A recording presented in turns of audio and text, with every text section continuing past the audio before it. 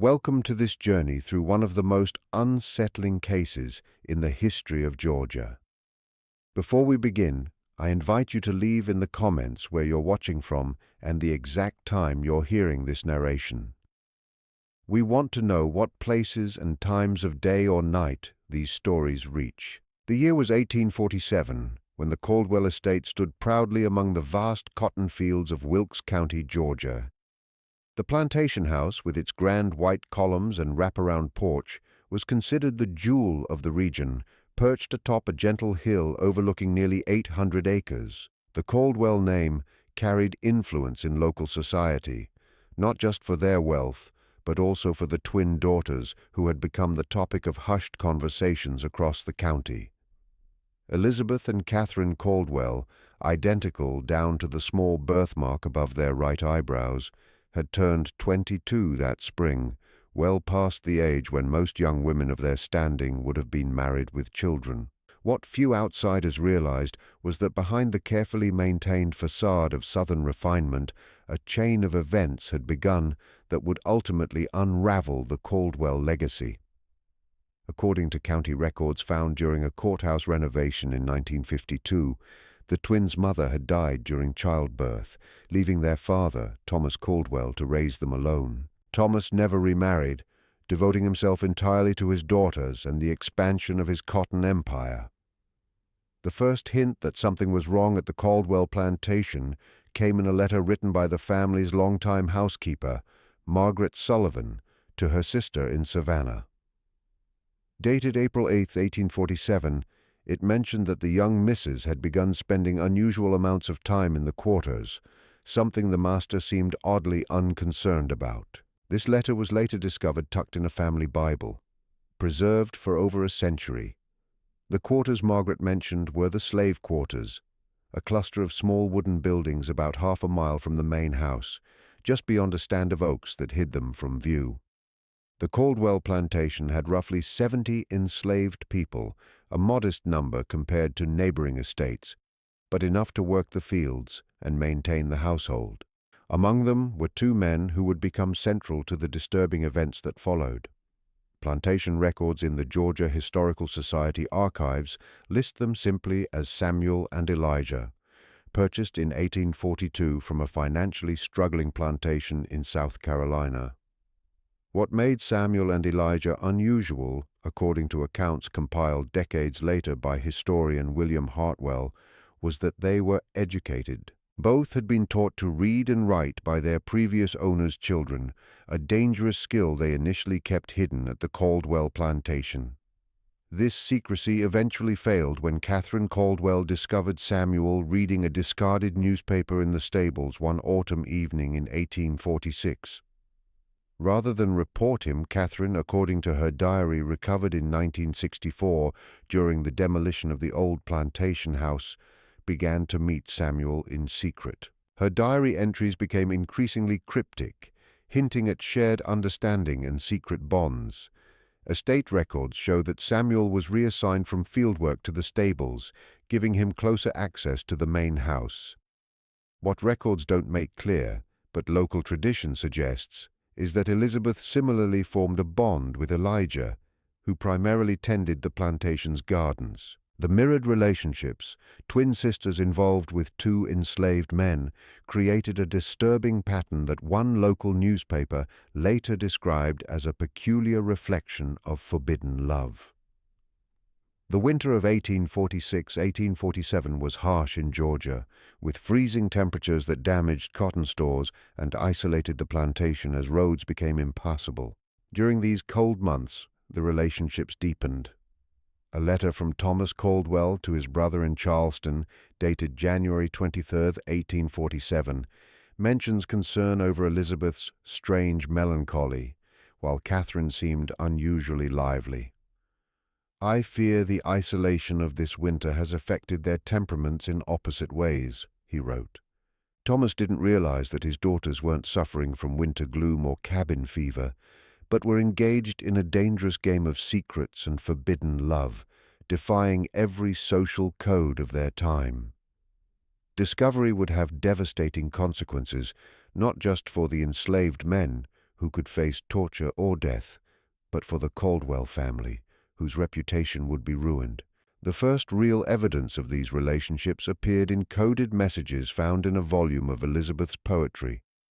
Written on scraps of paper in February 1847, they arranged secret meetings and expressed devotion. One note read, "The usual place at midnight. The moon will be new, offering cover. He says C and S will join, 4 hearts beating as 2. This suggested the twins were not only aware of each other's forbidden liaisons, but were coordinating them, adding a layer of conspiracy. The sisters seemed to act together, using their identical looks to mislead suspicion. The turning point came on March 15, 1847, when Thomas announced at dinner that he had arranged marriages for both daughters with sons of prominent neighboring planters. Catherine recorded in her diary that she outwardly smiled, though inside her heart turned to stone. Elizabeth's reaction is unrecorded, but events suggest she shared her sister's opposition. 3 days later, in the early hours of March 18th, the plantation's overseer, James Whittaker, was awakened by a commotion unlike any I had heard before, according to a later deposition. Investigating, he found a small fire near the slave quarters. While it was quickly contained and caused minimal damage, it revealed a greater problem. Samuel, Elijah, and the Caldwell twins were gone. A search began immediately. Neighboring plantations were alerted and search parties combed every road and trail. Whittaker's journal assumed the enslaved men had escaped and brazenly abducted the Caldwell daughters. A large reward was offered, escalating the situation into one of the biggest manhunts in county history. Thomas Caldwell became obsessed, barely eating or sleeping as the search continued. What searchers didn't know, and wouldn't learn for years, was that Elizabeth had set the fire as a distraction. This detail emerged in 1868, when a former servant, Ruth, testified to a northern journalist documenting Southern stories. According to Ruth, Elizabeth had confided in her hours before, instructing her to stay silent. The search lasted weeks, spreading into neighboring counties and eventually across state lines. Meanwhile, Thomas's health deteriorated. Plantation records show that by April he was bedridden, attended only by his house servant and a physician from Augusta, called twice during this period. Then, on May 2nd, 1847, a letter arrived at the plantation. Its contents were never publicly disclosed, but its effect was clear. Thomas read it, experienced what his doctor described as a paroxysm of rage, then collapsed, dying 3 days later of apoplexy, a term then used for what we now call a stroke. Control of the plantation passed to his brother Edward Caldwell, who came from Charleston to manage the estate. During his review of Thomas's affairs, Edward discovered a small wooden box in Thomas's private study containing what appeared to be marriage certificates, crudely drawn but signed, showing Elizabeth married to Elijah and Catherine to Samuel on the night of March 17, 1847. A letter from Catherine explained that the twins had fallen in love with the men and, knowing their father would never approve, had planned to escape together. They had secretly prepared for months, saving small items and planning a journey north to live freely, if not openly. Edward was shocked to realize the twins had not been abducted, but had left willingly, abandoning privilege and family for what Catherine described as the only true happiness we have ever known. Edward consulted legal advisers and family connections and decided to bury the evidence. The certificates and letter were sealed away. Publicly, he claimed the twins had been abducted, possibly killed by escaped slaves, and the search shifted to recovering bodies rather than living people. This story remained official for nearly 2 decades until 1865, after the Civil War and Emancipation. A woman named Margaret Johnson arrived at the diminished Caldwell plantation, her resemblance to the missing twins unmistakable. She requested a meeting with Edward, which lasted several hours with raised voices occasionally heard through the study doors. Afterward, Edward appeared shaken and began liquidating the estate. Within 6 months, the plantation was sold, and Edward returned to Charleston, living in seclusion until his death in 1871. The meeting's details remained unknown until 1958, when letters donated to the Georgia Historical Society revealed that Margaret Johnson was indeed Catherine Caldwell, now married to Samuel, who had taken the surname Johnson. Catherine explained that she, Elizabeth, Elijah, and Samuel had reached Philadelphia, aided by a free black and abolitionist community. Elizabeth and Elijah adopted the surname Davis, moving further north to Boston, where Elijah worked as a carpenter. Samuel ran a small livery stable, and Catherine worked as a seamstress. Both families had children, unaware of their mother's true origins. Catherine returned south only to retrieve personal items left during their escape and to correct the record, clarifying they were not victims but had chosen a radical, dangerous path to follow their hearts. Edward refused, citing shame and family honor, offering money for her silence. Whether she accepted is unknown, but records show Margaret Johnson left for Philadelphia the next day and never returned. The Caldwell family's narrative of tragic abduction remained the official story. In 1883, a courthouse fire destroyed many records, further obscuring details. By the 20th century, the story had become a legend, with supernatural elements added. In 1964, during the demolition of the original Caldwell house, Catherine's diary was found in a hidden wall compartment. Covering January 1846 to March 1847, it gave the first-hand account from one participant. Catherine described discovering Samuel's literacy, developing intellectual connection, and eventually love. She wrote of moral crisis, as she recognized the humanity of someone society treated as property. She also detailed her and Elizabeth's mutual support and secret planning. The final entry on March 16, 1847 read, "Tomorrow we leave everything we have known for an uncertain future. We may find freedom or death, but either is preferable to living a lie." This diary reignited interest among historians of the antebellum South. Further research uncovered shipping records showing passage for 4 people from Savannah to Philadelphia in March 1847 under the names Johnson and Davis. Census records from Philadelphia confirmed their presence there, completing the story of a daring escape, forbidden love, and the courage to defy a rigid society. In 1850, records confirmed the presence of Samuel and Catherine Johnson, listed as mulatto, living in a mostly black neighborhood with 2 children.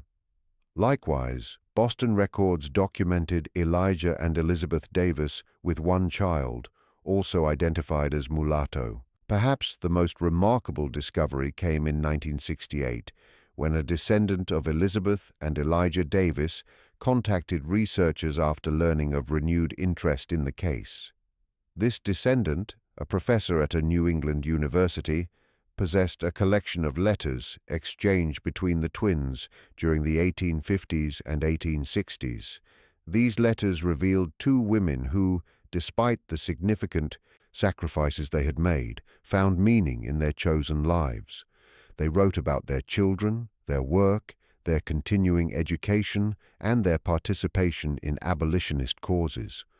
They also expressed ongoing worry about being discovered, especially after the Fugitive Slave Act of 1850, which made life more dangerous for everyone involved. The most revealing letter, dated July 4, 1865, shortly after the Civil War ended, captured Catherine's thoughts on their journey.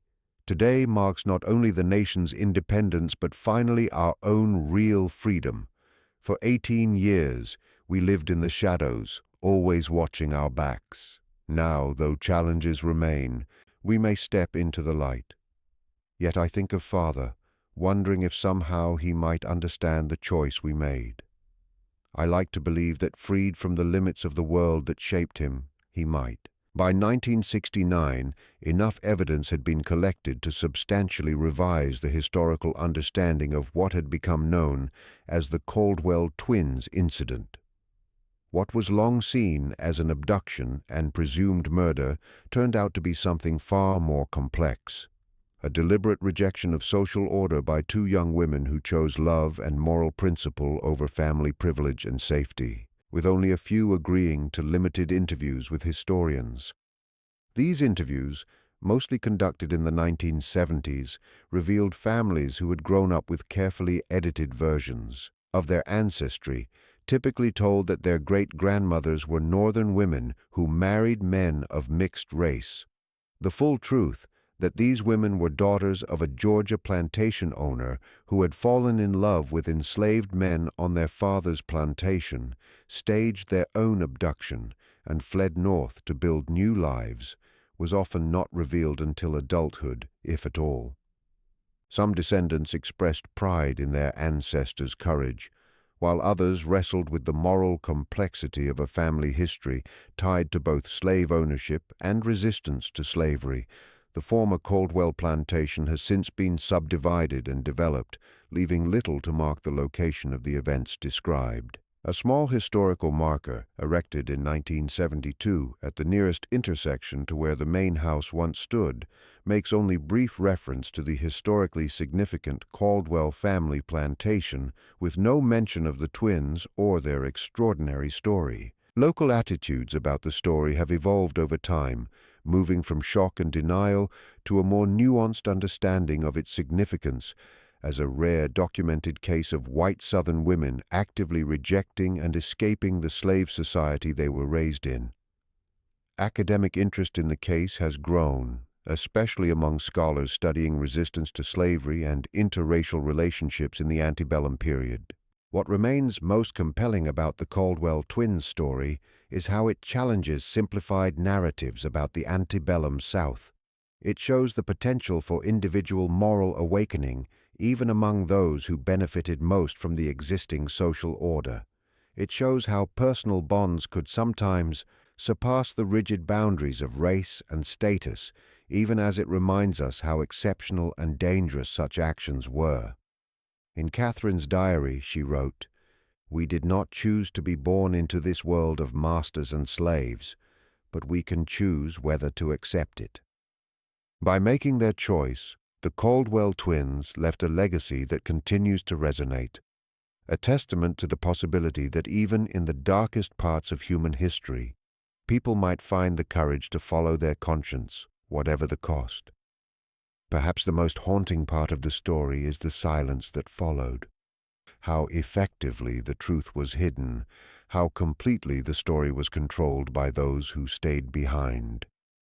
It reminds us how many similar stories may have been lost to history, leaving us to wonder how many other acts of resistance, big or small, went unrecorded and forgotten. In the end, what we know of Elizabeth and Catherine Caldwell, of Samuel and Elijah, comes to us only in fragments, diary pages, letters, and official records that tell when they were born, but not how they lived. Census entries confirm their existence, but reveal nothing of their dreams. We must imagine the courage it took to step into the night, leaving everything familiar for the hope of something real. The plantation house where they grew up is gone. The fields where Samuel and Elijah labored have been transformed by time and development. All that remains is the story itself, preserved not in monuments or markers, but in archives and family memories. A whisper from the past that continues to ask uncomfortable questions of the present. As for the wooden box containing those crude marriage certificates, the physical proof of that forbidden pact made on a March night in 1847, its location remains unknown. Some historians believe Edward Caldwell destroyed it before his death, unable to face its implications. Others suggest it may still exist, hidden in some forgotten collection, waiting to be found again, much like the truth it holds. The search for that truth continues, not just for historians, but for everyone who seeks to understand the complexities of our shared past. In that search, the story of the Caldwell twins reminds us that history is not just about laws, wars, or the deeds of great men, but also about individual hearts and minds of small acts of courage that sometimes change everything. In 1966, a remarkable document appeared during an estate sale in Philadelphia. A small leather-bound journal, water-damaged but mostly legible, was discovered inside a false bottom drawer of an antique writing desk. The journal belonged to Samuel Johnson, formerly Samuel of the Caldwell Plantation, and contained entries from 1848 to 1859. This discovery provided the first written account from one of the enslaved men involved in the escape. Samuel's journal revealed details previously unknown about the escape plan and how it was carried out. He wrote of the careful preparation, how over months they gathered supplies, studied maps, and memorized the paths of the Underground Railroad. Most strikingly, he described their journey north, a harrowing 6-week ordeal of traveling by night, hiding during the day, and relying on a network of sympathetic people who risked their safety to help them. One entry, dated April 2, 1847, described a particularly tense moment. "Today, we nearly faced disaster. A patrol stopped the wagon carrying us, hidden under sacks of grain. Elizabeth, despite her fear, spoke with such confidence to the patrolman, claiming to visit relatives in the next county. Her voice never faltered, though I could feel Catherine shaking beside me in our hiding place. When the patrol finally moved on, we dared not breathe for hours." Samuel's journal also gave insight into the complex feelings he had during and after the escape. He wrote of guilt for leaving family members still enslaved at the Caldwell Plantation, of the disorientation of newfound freedom, and of the constant vigilance needed to stay safe in Philadelphia. Particularly moving were his reflections on his relationship with Catherine. In one entry from 1852, he wrote, "She sometimes speaks of what she gave up to be with me. I remind her that I know exactly what she sacrificed, maybe better than she does herself. There are days when I see her watching women in fine dresses from our window, and I wonder if she regrets her choice. Then she turns to me, and I see in her eyes the same resolve that led her to choose this life, this freedom, this love, imperfect as it may be." The journal also revealed that communication between the twins and their former home was not entirely cut off. Samuel described Catherine's correspondence with Margaret Sullivan, the former housekeeper who had noticed the twins' unusual behavior in a letter to her sister. Margaret, who had moved to Richmond after Thomas Caldwell's death, apparently acted as a discreet source of news about events in Georgia and the aftermath of the twins' disappearance. Through these letters, Catherine learned of her father's death and her uncle taking control of the plantation. This knowledge eventually prompted her fateful return to Georgia in 1865, a decision Samuel called reckless but necessary for her peace of mind. His entry after her return suggests the meeting with Edward Caldwell did not give Catherine the closure she sought. She returned more troubled than when she left, carrying the weight of her father's final days. The fact that he died believing she had been taken against her will, perhaps murdered, haunted her in a way I could not ease. In 1967, another important piece of the puzzle appeared when researchers found church records from a small African Methodist Episcopal congregation in Philadelphia. These records documented the baptism of the Johnson and Davis children with godparents listed for each. Remarkably, Elizabeth was godmother to Catherine's firstborn son, and Catherine was godmother to Elizabeth's daughter, showing the sisters kept their close bond despite the challenges of their new lives. These records also revealed that both families moved several times within Philadelphia and Boston, likely due to fears related to the Fugitive Slave Act and the increased risk of capture. Moving about every 2 years reflected the persistent anxiety in their lives during this period. By 1855, city directories and tax records show Samuel Johnson had built a modest but successful livery business in a mostly immigrant neighborhood of Philadelphia. This income allowed the family to buy a small home, an extraordinary achievement given their arrival only 8 years earlier. Elijah and Elizabeth had moved from Boston to a small farming community in western Massachusetts by 1854. Local records show Elijah worked as a carpenter and cabinet maker, while Elizabeth supplemented their income by teaching reading and arithmetic to local children. Their relative isolation may have offered extra security, keeping them away from scrutiny they might face in a larger city. One of the most intriguing discoveries came in 1968 when a researcher found abolitionist records identifying Katherine Johnson and Elizabeth Davis as contributors to anti-slavery publications. Writing under pseudonyms, the sisters produced letters exposing the moral corruption of the slave system from the perspective of those raised within it. These letters, published in the Liberator and other abolitionist papers between 1852 and 1858, never revealed the authors' identities or circumstances, but spoke powerfully about the psychological damage slavery caused not only to the enslaved but also to the enslavers. In one such letter, thought to be written by Elizabeth, slavery is described as a poison corrupting the master's soul as surely as it breaks the body of the slave, a system that makes true human connection impossible across its imposed boundaries. The Civil War brought new challenges and opportunities for both families. Samuel's journal from 1861 to 1865 shows both hope and fear about the war's outcome.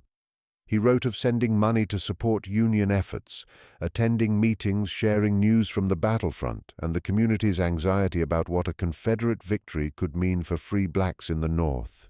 A moving entry from January 1863 after the Emancipation Proclamation reads, "Today marks the beginning of what we have dreamed of for so long. Though practical effects may be limited, its moral significance is immense. For the first time, the nation officially declared what we always knew: no one has the right to own another." E. and I celebrated quietly, unable to fully express what this day means to us who have lived on both sides of this terrible divide. The post-war period brought relative security as slavery's legal end removed the most immediate threat. Yet census records and other documents suggest they continued somewhat guarded lives, never fully revealing their pasts, even as the danger of re-enslavement faded. In 1873, tragedy struck when Samuel died unexpectedly of pneumonia around age 50. His death certificate lists his occupation as business owner and race as colored, with no mention of his extraordinary life journey. Catherine never remarried. City directories show she continued the livery business with her eldest son until 1881, when she sold it and moved to her daughter's home in upstate New York. She died there in 1890 at about 65. Elizabeth outlived her sister by nearly 10 years, passing away in 1900 at her Massachusetts farm, surrounded by children and grandchildren. Family letters shared by descendants indicate she sometimes recounted stories of her youth in Georgia, though always carefully edited to leave out the more dangerous aspects of her escape and new identity. One of the most remarkable documents discovered in this research was a letter Elizabeth wrote to her granddaughter on the young woman's 18th birthday in 1895. Preserved by family members and eventually given to the Massachusetts Historical Society, Elizabeth shared life lessons drawn from her extraordinary experiences, though still without revealing everything. "My dearest girl, as you stand on the edge of womanhood, I want to share with you the most important lesson my long life has taught me. Courage is not the absence of fear, but the choice to act despite it. There will be times in your life when you must choose between what is expected and what is right, between the easy path and the true one. In those moments, remember that the hardest decision often leads to the greatest freedom.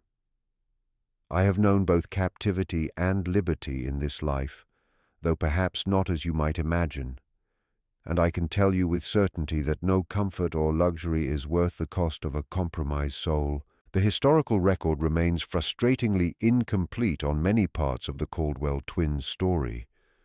No photographs of the sisters have been found, though a daguerreotype thought to show Samuel and Catherine's eldest son taken in Philadelphia around 1870, exists in the Georgia Historical Society collection. The young man closely matches descriptions of Thomas Caldwell in contemporary accounts, a genetic echo of the complex family story. In 1969, an archaeological dig at the old Caldwell plantation uncovered the foundations of the slave quarters and recovered several artifacts, including a small carved wooden bird, which Catherine's diary said was a gift from Samuel.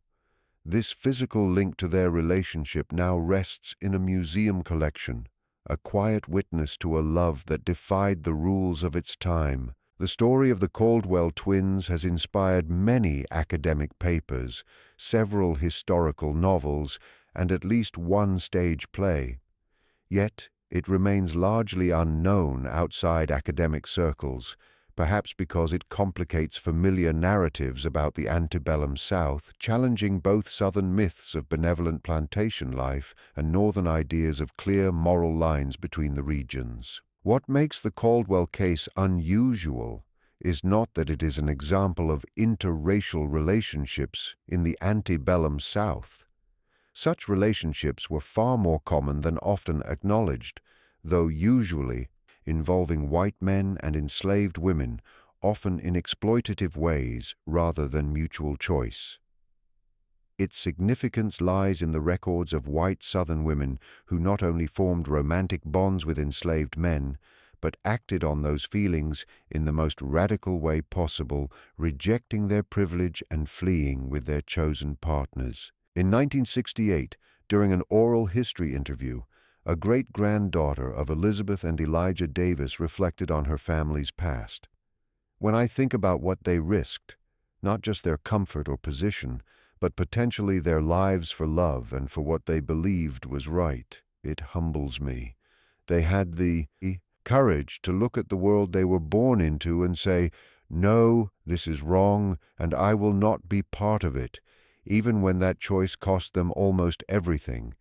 That is a kind of moral bravery that is rare in any age. The Caldwell twins story now exists in the space between documented history and legend. The core facts, that Elizabeth and Catherine Caldwell left their father's plantation in March 1847 with 2 enslaved men, resurfaced in the North with new identities and families, and that Catherine briefly returned to Georgia after the Civil War, are backed by strong evidence. Yet many details remain hidden, existing only in fragments of diaries, letters with missing pages, and fading memories passed down through generations. Like many stories of resistance to slavery, especially those involving women, the full truth has been obscured by time, deliberate secrecy, and a historical record that often ignored those who defied social norms. In 2002, a final major discovery added another layer. During renovation of a former boarding house in Philadelphia that had sheltered Underground Railroad fugitives, workers found a small cavity in a chimney holding a cloth pouch. Inside was a gold locket containing miniature portraits, believed to be of the Caldwell twins as young women, along with a folded paper reading Elizabeth and Catherine, Georgia, 1844.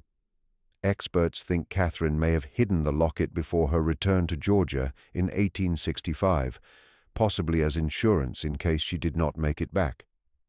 If correct, the locket is a poignant reminder of the danger she still faced even after slavery ended. The portraits show 2 young women with heart-shaped faces and serious expressions, dressed like privileged Southern belles of the 1840s. Nothing in these conventional images hints at the extraordinary choices they would make just 3 years later, choices that would lead them to abandon the world. These portraits represent and embrace lives they could barely imagine at the time. Today, descendants of the Caldwell twins, Samuel and Elijah's family, live across the United States, many unaware of their connection to this remarkable story. Those who know often speak of the complex legacy it represents, the moral courage of their ancestors, but also the complicated reality that the Caldwell twins were both products of and rebels against a system of deep injustice. The old Caldwell plantation land has changed with time and development, now filled with suburban homes where cotton once grew. The small historical marker, weathered by decades of sun and rain, gives no hint of the human drama that unfolded there. Visitors would never know this ordinary intersection was once the setting for a daring act of defiance against one of the most fundamental social institutions of its time. Perhaps that invisibility is fitting. The story of the Caldwell twins is at its core about the unseen threads connecting humans across imposed boundaries, about quiet rebellions that often go unrecorded, about the courage to imagine a life different from the one society prescribed. In her final diary entry before escaping, Catherine Caldwell wrote, "Tomorrow we step into darkness, not knowing if we will find light on the other side. But even the darkness of uncertainty is better than the false brightness of a life built on others' suffering. Whatever comes, we have chosen our path freely, perhaps the first truly free choice of our lives." That choice, made on a March night in 1847 by two privileged young women and two enslaved men, continues to echo through time. It is a testament to the power of individual conscience under overwhelming social pressure and the human ability for moral awakening in the most unlikely situations. The sound of that echo grows quieter with each year as those who remember firsthand pass away, as documents yellow and crumble, as the plantation's traces fade into the Georgia soil. Yet it persists, a whisper from the past that still disturbs and inspires, urging us to examine our own lives, moral compromises, and courage in the face of injustice. In that sense, the Caldwell twin story is not just about the past, but about the present and future, about the choices we make, the boundaries we accept or reject, and the world we choose to build or maintain. Their legacy survives not in monuments, but in the ongoing human struggle to recognize and honor humanity in ourselves and others, whatever the cost. And so the story ends where it began, with four young people stepping into the darkness of a Georgia night, leaving everything familiar for the uncertain promise of freedom. We now know they reached that freedom, imperfect as it was. What we can never fully know is the courage it took to take that first step, to turn away from the only world they had ever known, to choose an uncertain future over a compromised present. In that moment lies the heart of their story, a moment that continues to resonate through time, asking us what we might risk for love, justice, and the chance to live by our deepest values rather than others' expectations. It is a question with no simple answer, but one worth asking again and again as we make our way through the darkness, searching for light.